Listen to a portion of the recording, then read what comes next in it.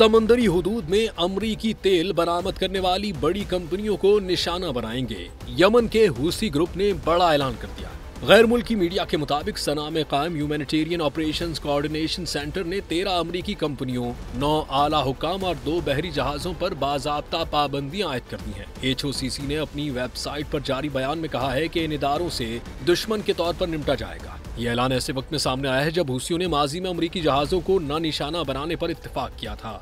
ताहम अब ग्रुप का कहना है कि वो इसराइल के खिलाफ कार्रवाइयों के दायराकार को वसी कर रही हैं। याद रहे कि हुसी जंगजू 2023 से बहरा अहमर में कई जहाजों पर हमले कर चुके हैं। रवां हफ्ते भी खलीज दिन में एक डिच कार्गो जहाज को निशाना बनाया गया, जिससे 2 अफराद जख्मी हुए थे।